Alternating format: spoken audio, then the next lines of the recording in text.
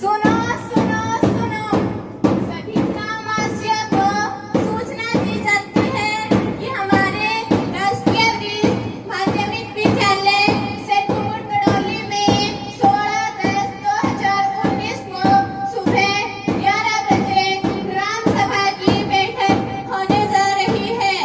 इसमें सरपंच, पंच, अन्य अधिकारीगण शामिल होंगे, तो आप भी इस बैठक में प्रातः 11 बजे अवश्य पहुंचे।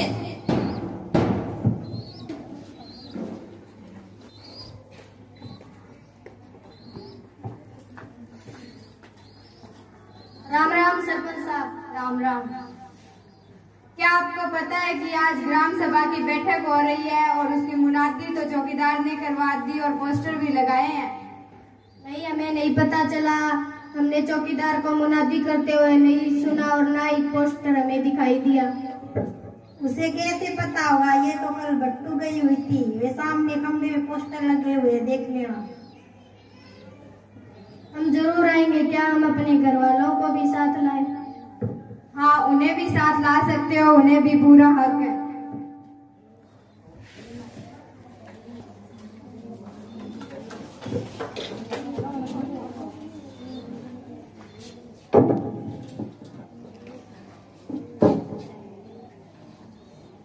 सभी अपना स्थान ग्रहण करें। सभी अपना स्थान ग्रहण करें।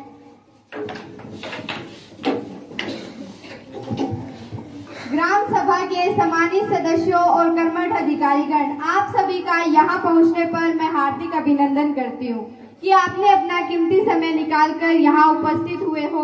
सबसे पहले तो मैं सभी अधिकारियों और पंचों का आपसे परिचय करवाना चाहूंगी। ग्राम सचिव रजनी, पंच कविता, पंच भतेरी देवी, पंच सुशीला, प्रियंका, मोनिका, दीप्ति, भानवती, पूनम, भरत, रणधीर, कपिल, मोनिका।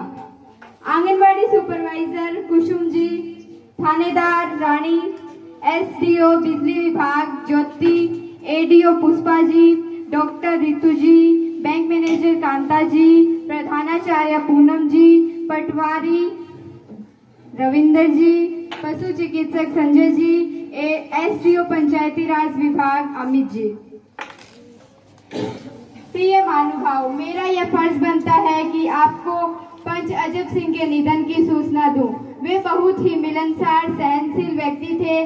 वे लगातार 25 सालों से पंच रहे हैं, जो कि बहुत बड़ी बात है। वे पूरी ईमानदारी से अपने काम को करते थे।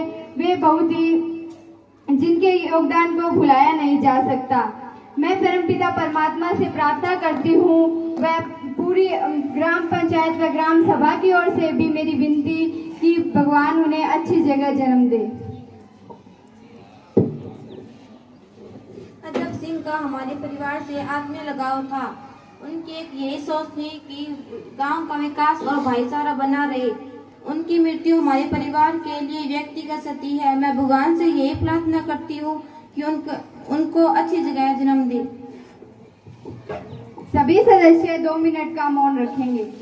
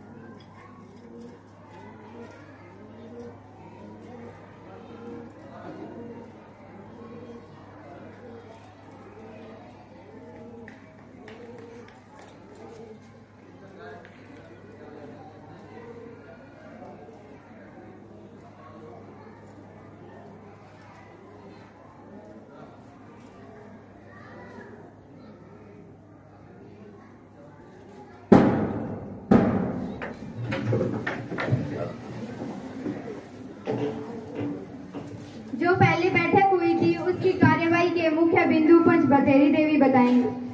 आदरणीय सरपंच महोदया, समस्त सदस्यगण और प्यारे ग्रामवासियों, अगस्त 2018 में ग्राम सभा की पिछली बैठक में गांव के कुछ मुद्दों को उठाया गया। कुछ एक मुद्दों पर सहमति बनी थी जो इस प्रकार है।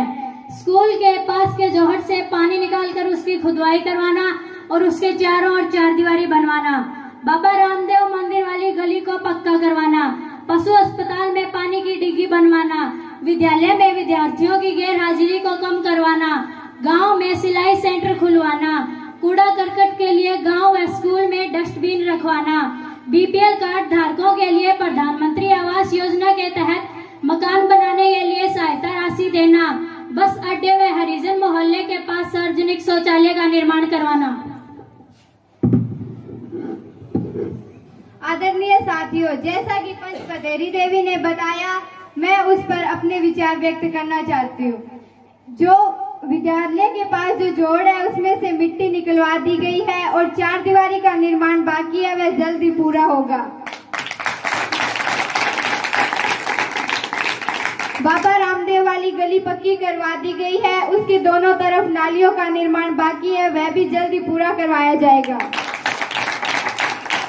बीपीएल धारकों को 100 गज के प्लाट दिए जा रहे हैं और सरकार से यह आश्वासन मिला है कि उन्हें अच्छी गुणवत्ता के मकान भी बनाकर दिए जाएंगे। बस अड्डे व हरिजन मोहल्ले के पास सार्वजनिक शौचालय बनवा दिए गए हैं और लोग उनका प्रयोग कर रहे हैं। गांव व विद्यालय में डस्टबिन रखवा दिए गए हैं। ग्रामवासी तथा विद्यार्थीगण उनका बखूबी से भी प्रयोग कर रहे हैं। महिला एवं बाल विकास विभाग की तरफ से सिलाई सेंटर के लिए अनुमति मिल गई है और जल्द ही सिलाई सेंटर भी शुरू हो जाएगा।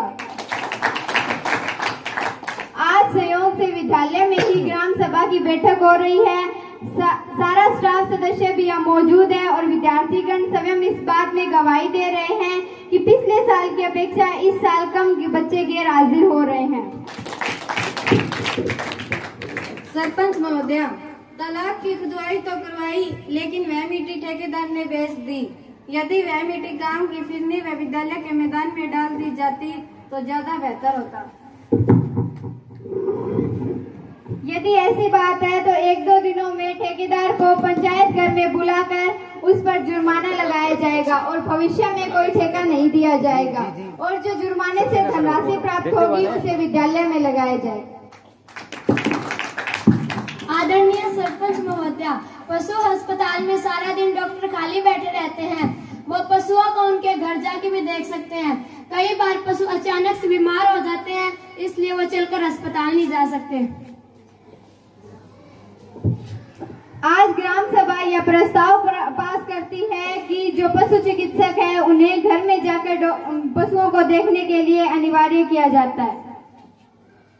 सरपंच महोदया,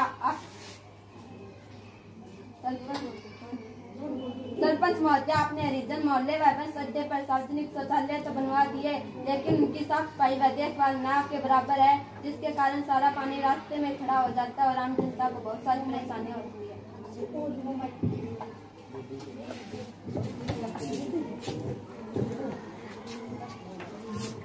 सरपंच महोदया, आपने हरिजन मोहल्ले व बस अड्डे पर सार्वजनिक शौचालय तो बनवा दिए, लेकिन उनकी साफ सफाई व देखभाल न के बराबर है, जिसके कारण सारा पानी रास्ते में खड़ा हो जाता है और आम जनता को बहुत सारी परेशानियों का सामना करना पड़ता है।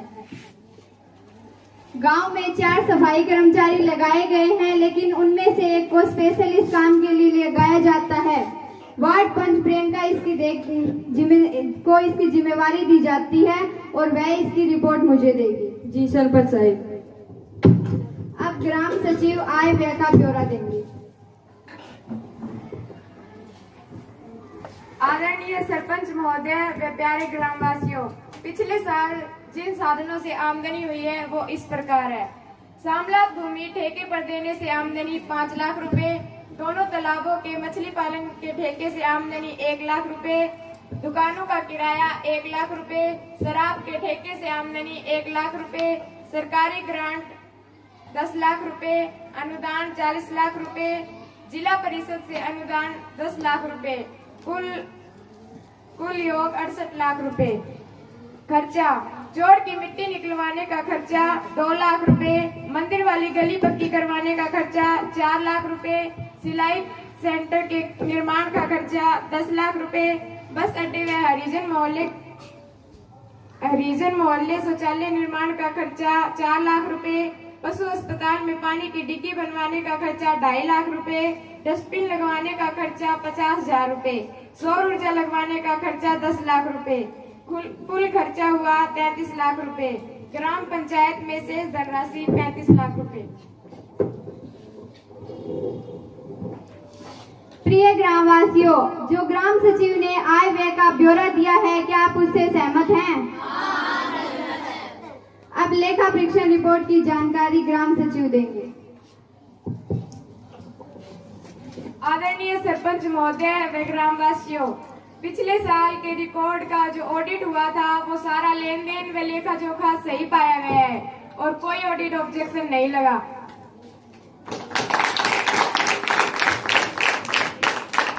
अब हम बजट पर चर्चा करेंगे। खर्चा, पंचायत के अनिवार्य खर्च, बिजली के बिल 1 लाख रुपए, सफाई कर्मचारी व चौकीदार का वेतन 5 लाख रुपए, खेलकूद प्रतियोगिता 50,000 रुपए, गांव को हरा भरा रखने के लिए पौधे लगाने का खर्चा 50,000 रुपए, कुल योग 7 लाख रुपए। निर्माण कार्य मद के खर्चे, जनहित कार्यों के लिए 15 लाख रुपए, जन स्वास्थ्य और शिक्षा में 3 लाख रुपए, अन्य मदों पर 3 लाख रुपए, कुल योग 21 लाख रुपए। सरकारी अनुदान धनराशि, PRI अनुदान 10 लाख रुपए, मनरेगा में 15 लाख रुपए, अन्य मद 15 लाख रुपए, कुल योग 40 लाख रुपए।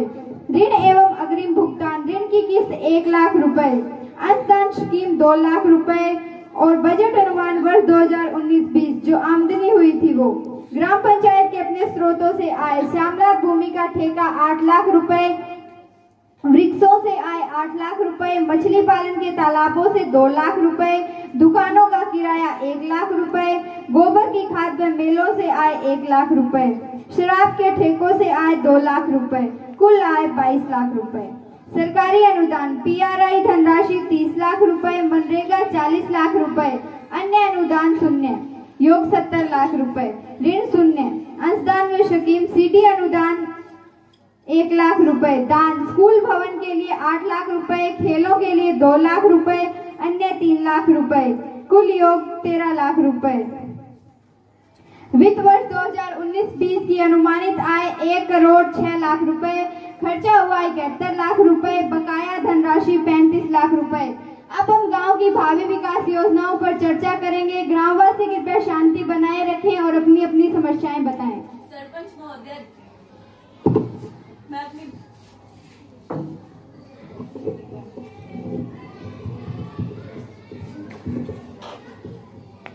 सरपंच महोदया जी, मैं अपनी बात रखना चाहती हूँ। अनुमति है। हमारे मोहल्ले में कोई चौपाल नहीं है, जिससे हमें सामाजिक समारोह करने में बहुत कठिनाई आती है। सर्दी व बरसात के मौसम में भी बहुत कठिनाई आती है।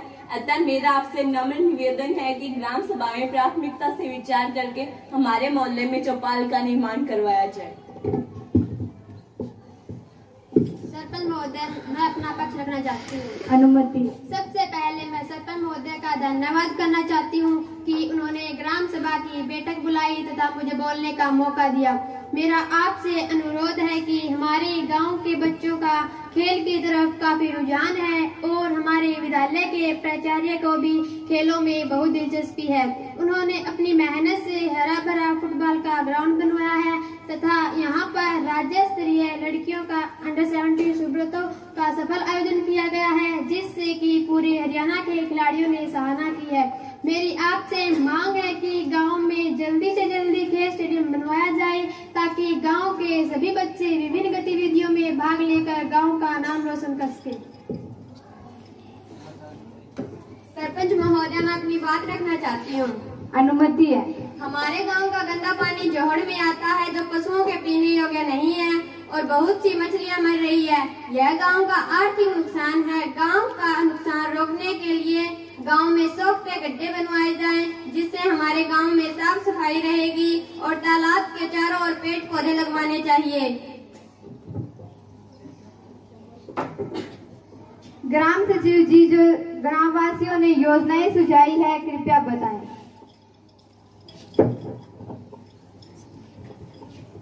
स्टेडियम का निर्माण करवाया जाए, चौपाल का निर्माण करवाया जाए, जल आपूर्ति व्यवस्था को सुचारू करवाया जाए, गांव में जल संरक्षण के लिए वाटर हार्वेस्ट व सोखते गड्ढों का निर्माण करवाया जाए। सरपंच महोदया, मैं अपनी बात रखना चाहती हूँ। जी कहिए। मैं गंभीर मुद्दे पर इस गांव का ध्यान दिलवाना चाहती हूँ कि पिछले साल इसी गांव में कुल 70 बच्चों ने जन्म लिया है, जिनमें से 30 लड़कियां और 40 लड़के थे।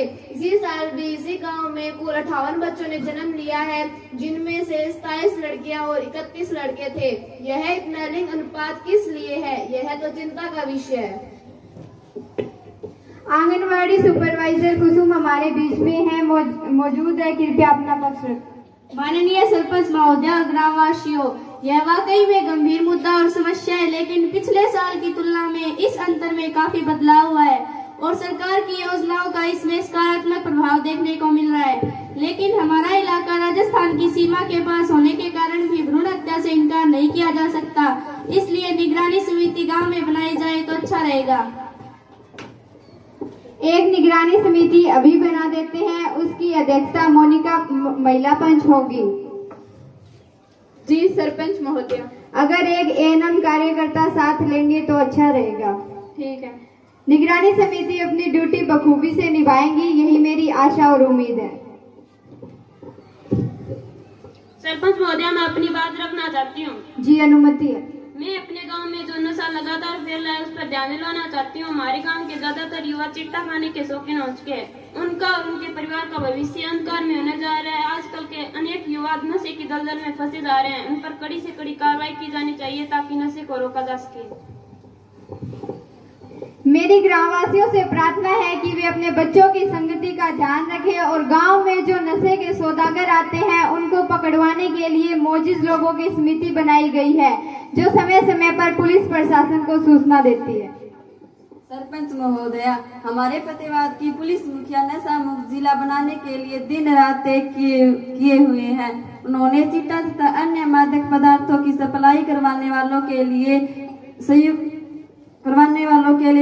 सप्लाई करवाने वालों के लिए कहा है तथा कोई भी ढील बरती गई तो हरियाणा पुलिस संबंधित पुलिस विभाग के कर्मचारी के विरुद्ध कठोर निर्णय लिया जाएगा। अतः मेरा ग्रामवासियों से निवेदन है कि वे अपनी कोई भी शिकायत मेरे मोबाइल नंबर पर भी भेज सकते हैं और सूचना देने वालों का नाम गुप्त रखा जाएगा और उसके संबंधित कड़ी कार्रवाई की जाएगी। हमने चोरी की घटनाओं सरपंच महोदय, गांव में बढ़ रही चोरी की घटनाओं पर रोक लगाई जाए। आए दिन चोर किसी की भैंस वाहन या कीमती आभूषण लेकर चले जाते हैं, जो हमारे गांव के लिए शर्म की बात है। हमने चोरी की घटनाओं की रिपोर्ट पुलिस थाने में दर्ज करवाई है और गली वाइज ठीकरी पहरा भी शुरू करवा दिया है ताकि किसी को कोई हानि न पहुंचे। सरपंच महोदया, मैं इस बैठक में ज्वलंत मुद्दों पर चर्चा करना चाहती हूँ। आप में से किसी ने कानूनी साक्षरता का नाम अवश्य सुना होगा और इसका गठन हमारे विद्यालय में भी किया जा चुका है।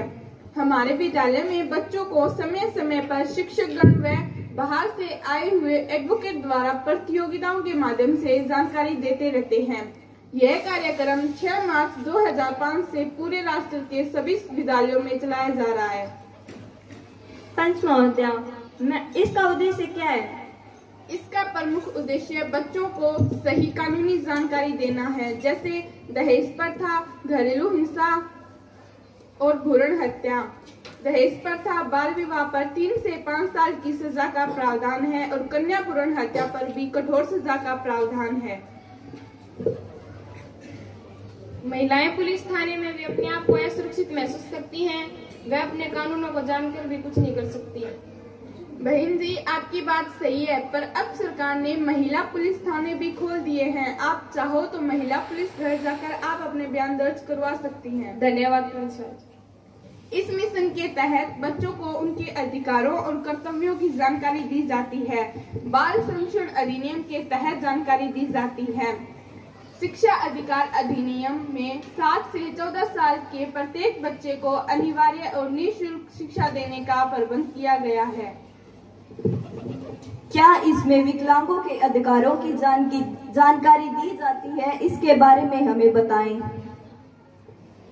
विकलांग अधिकार अधिनियम 1996 में इनको और भी ज्यादा सुरक्षा प्रदान की गई और 2014 में अधिकारों को और ज्यादा शामिल किया गया। इसमें बच्चों को ड्राइविंग नियमों के बारे में भी बताया जाता है और बच्चों को समय समय पर ड्राइविंग नियमों के बारे में जागरूक भी किया जाता है। बिजली विभाग के एसडीओ हमारे बीच में मौजूद है, कृपया अपना पक्ष रखें। आदरणीय सरपंच महोदय, प्रिय ग्रामवासियों, आज मुझे इस मंच के माध्यम से आप सबसे रूबरू होने का मौका मिला है। मेरी सभी ग्रामवासियों से अपील है कि ऊर्जा की बचत में ही देश का हित है। आपका गांव शेखुपुर दड़ोली तो जगमग योजना के तहत 24 घंटे बिजली की सूची में शामिल है, इसलिए बिजली बिल भरने की आदत डालो। और सरपंच साहबान ने तो स्कूल, पंचायत घर, अस्पताल में सौर ऊर्जा लगाने का बहुत ही दूरदृष्टि का कार्य किया है, इसलिए वे बधाई के पात्र हैं। मेरा सभी ग्रामवासियों से नम्र निवेदन है कि वे सौर ऊर्जा को बढ़ावा दें और इसलिए सरकार सब्सिडी प्रदान करती है। 1 किलोवाट और सौर ऊर्जा लगाने का खर्चा 50-55 हजार तक आएगा और बिजली का सारा झंझट समाप्त हो जाएगा। मेरी सभी ग्रामवासियों से प्रार्थना है कि वे बिजली के बिल का भुगतान समय पर करें और सौर ऊर्जा लगवाने वालों की सूची आपके पास जल्द भेज दी जाएगी। सरपंच महोदय, हमारे गांव में बेरोजगारी बहुत बढ़ गई है, जिसके कारण युवकों में असंतोष फैला हुआ है। इसका कुछ समाधान करवाएं। कृषि विभाग से संबंधित एडीओ हमारे बीच में मौजूद है, कृपया अपना विचार प्रकट करें। सबसे पहले तो मैं मेरी तरफ से पूरी ग्राम पंचायत अधिकारीगण व सम्मानित ग्रामवासियों का दिल से आभार व्यक्त करना चाहती हूँ कि मुझे आप सभी के बीच में बोलने का मौका मिला है। मैं आप सभी को बेरोजगारी से बचने के कुछ उपाय बताना चाहती हूँ। शेखुपुर दड़ोली के किसानों के पास ज्यादातर 4 या 5 एकड़ से भी कम जमीनें हैं, इसीलिए उन्हें अपनी जमीन की मिट्टी और पानी की जांच अवश्य करवानी चाहिए, जो सरकार द्वारा निःशुल्क की जाती है। और गांव के किसानों को परंपरागत खेती को छोड़कर आधुनिक तकनीक से नई खेती की शुरुआत करनी चाहिए। जिस प्रकार ढाणीपुर ब्यान के लोग सब्जी लगाकर लाखों रुपए प्रति एकड़ हर साल कमा रहे हैं, उसी तरह आप सभी को भी सब्जी की फसल लगानी चाहिए और ज्यादा से ज्यादा बागवानी को बढ़ावा देना चाहिए। और फसल चक्र का विशेष ध्यान रखें, क्योंकि एक ही प्रकार की फसल बोने से भूमि की उपजाऊ शक्ति है वो कम हो जाती है, इसीलिए हर बार फसल है वो अलग अलग प्रकार की बोनी चाहिए। और पानी की समस्या से बचने के लिए खेतों में ड्रिप तंत्र से सिंचाई करनी चाहिए। ड्रिप तंत्र में पौधों को 1-1 बूंद करके पानी मिलता है और इससे पानी की बचत होती है। इस पर सरकार 90% सब्सिडी देती है। और गांव के गरीब किसानों को मधुमक्खी पालन व डेयरी पालन का धंधा शुरू करना चाहिए, क्योंकि इस पर सरकार आसानी से ऋण दे देती है। और सभी को अपने घरों में एक बायोगैस प्लांट भी लगवाना चाहिए।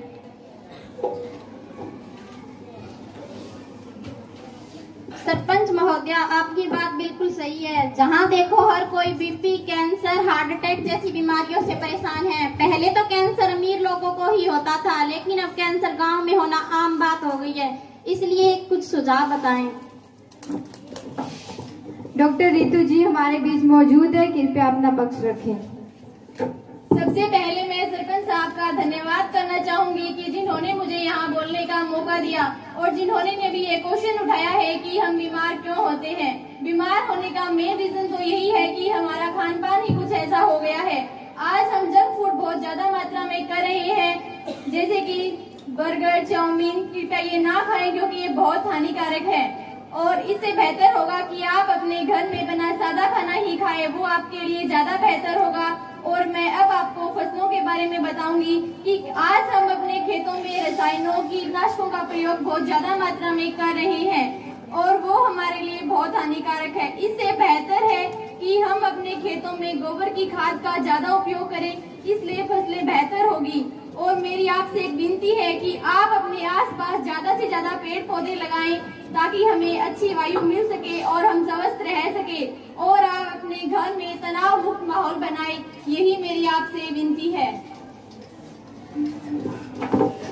स्कूल के प्रधानाचार्य जी हमारे बीच मौजूद है, कृपया अपना पक्ष रखें। धन्यवाद सरपंच महोदय जी। मैं आपको बताना चाहूंगी कि हमारे विद्यालय की लड़की सुशीला ने 10वीं की बोर्ड परीक्षा में 96% अंक लेकर बेहतरीन प्रदर्शन किया है और अब उसका चयन सुपर 100 रेवाड़ी में हो गया है, जो हमारे लिए एक बड़ी उपलब्धि है। और हमारे विद्यालय की होनहार छात्रा अमीशा ने +2 की कक्षा में 94% अंक लेकर खंड में प्रथम स्थान प्राप्त किया है और अब वह देश की जानी मानी यूनिवर्सिटी DU में पढ़ रही है। इसके साथ साथ हमारे विद्यालय के 10वीं और 12वीं के 25 बच्चों ने बोर्ड मेरिट प्राप्त की है। हमारे विद्यालय का बोर्ड परीक्षा परिणाम बहुत ही अच्छा रहा है। इसके साथ साथ यहाँ पर अंडर 17 लड़कियों का राज्य स्तरीय सुब्रतो कप का सफल आयोजन किया गया। इसके लिए विद्यालय स्टाफ, परिवार और ग्रामवासी बधाई के पात्र हैं। अब हमारे विद्यालय की कुछ समस्याएं हैं, मैं उन पर प्रकाश डालना चाहूंगी। बच्चे नल से पानी पीते हैं जो पीने लायक नहीं है। मेरा आपसे नम्र निवेदन है कि हमारे विद्यालय में एक वाटर कूलर और एक RO लगवाया जाए। और मुख्य समस्या यह है कि PTM की मीटिंग में अभिभावक नहीं आते। मेरे ग्रामवासियों से अपील है कि वो अपने बच्चों के भविष्य के लिए PTM की मीटिंग में अवश्य भाग लेंगे। धन्यवाद।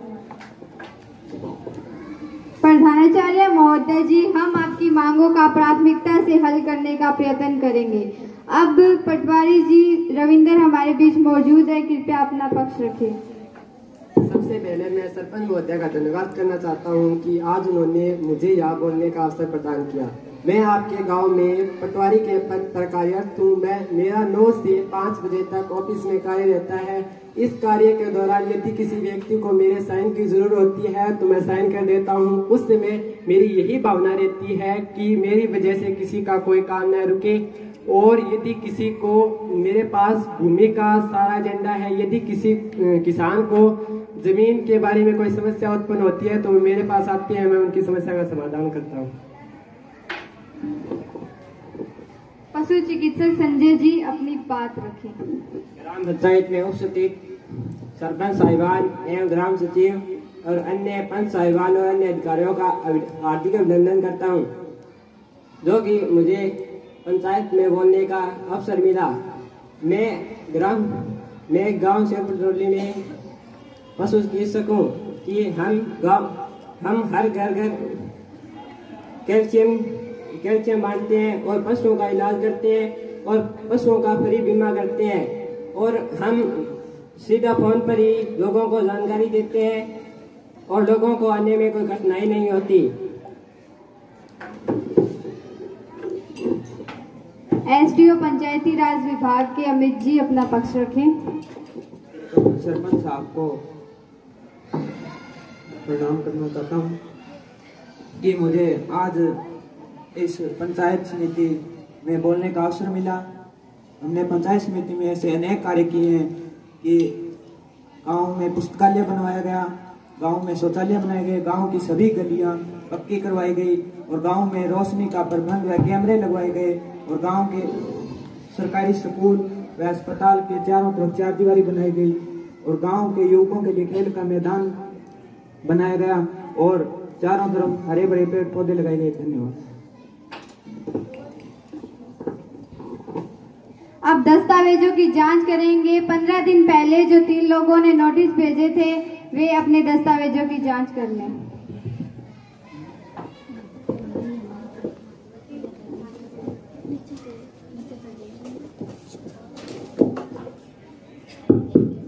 सरपंच महोदय जी, जो 2 पंच पिछली सभा में नहीं आए थे उन पर क्या कार्रवाई की गई? एक पंच बीमार था और दूसरे पंच की शिकायत उपायुक्त महोदय और निदेशक के पास भेज दी गई है। अब बैंक मैनेजर हमारे बीच मौजूद है, कृपया अपनी बात रखें।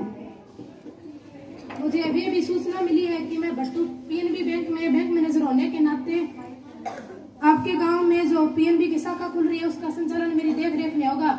अतः सभी ग्रामवासियों से मेरा नम्र निवेदन है कि वे प्रधानमंत्री जन धन योजना के तहत पर अपना 0 बैलेंस पर खाता खुलवाए और 3% पर उन्हें उनकी KCC बनेगी जिसकी कोई फीस नहीं ली जाएगी और अन्य सुविधा यह भी है उनका ATM व चेक बुक निःशुल्क दी जाएगी। सभी शपथ लेंगे, कृपया खड़े हो।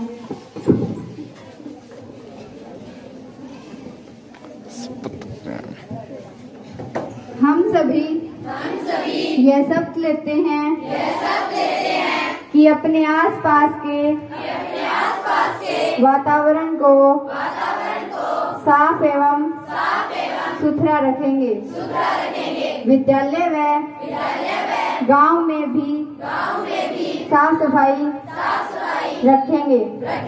सरकार द्वारा जो पॉलीथीन अभियान चलाया जा रहा है उसके लिए भी लोगों को जागरूक करेंगे और सामान लेते वक्त अपने साथ लाए हुए कपड़े के थैले का प्रयोग करेंगे। जो दहेज लेते हैं या दहेज देते हैं उन्हें नए दहेज लेने और नए दहेज देने के प्रति जागरूक करेंगे।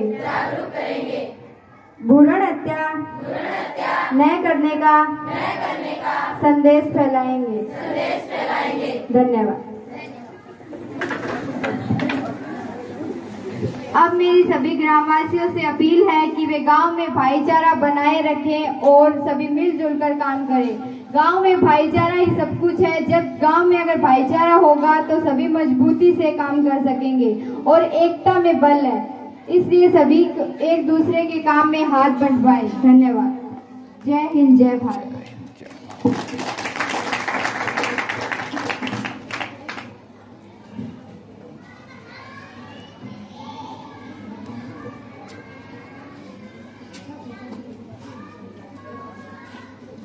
चौकीदार साहब,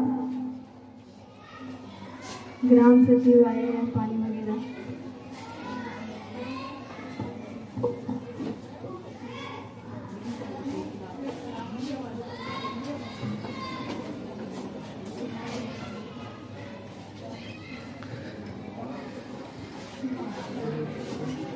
सरपंच महोदय जी, ग्राम सभा की मीटिंग बहुत अच्छी रही और अखबारों में भी नाम छा गया। यह तो बहुत अच्छी बात है, लेकिन ग्राम पंचायत की मीटिंग तो हमें बुलानी है। जी सरपंच साहब। बैठक का एजेंडा तैयार करो और मेरे हस्ताक्षर भी करवा लो। 3 दिन बाद में मीटिंग रख दो। एजेंडा तैयार है, आप हस्ताक्षर कर दीजिए।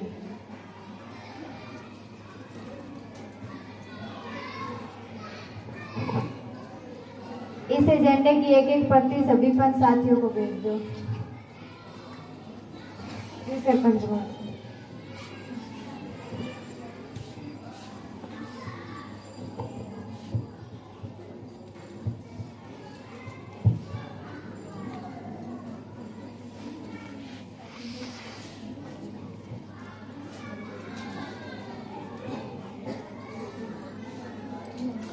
जट्टियां दे जट्टा ना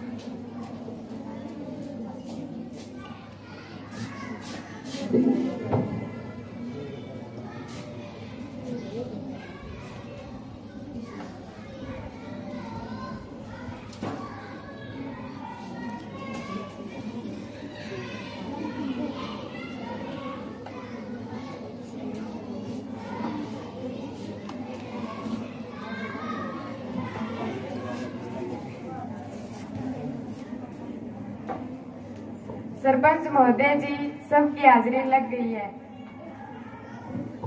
अभी 2 पंच तो और आ रहे हैं सामने से। जी सरपंच महोदय, अभी इनकी हाजिरी भी लगवा देते हैं। राम राम।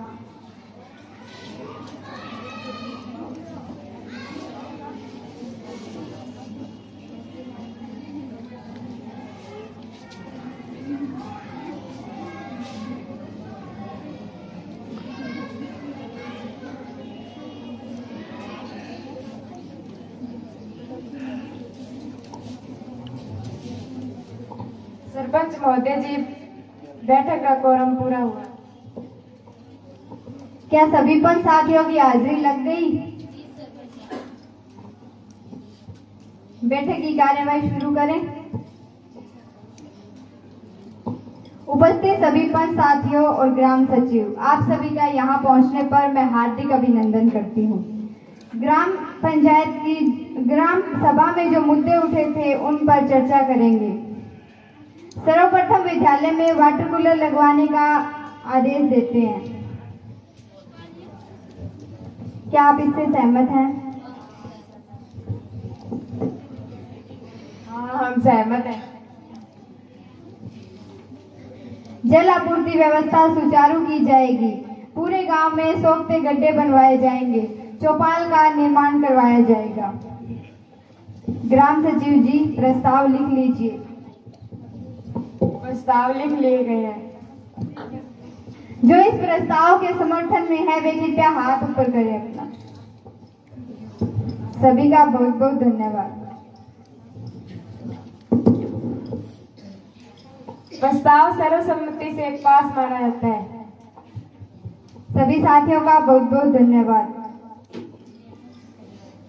जय हिंद, जय भारत।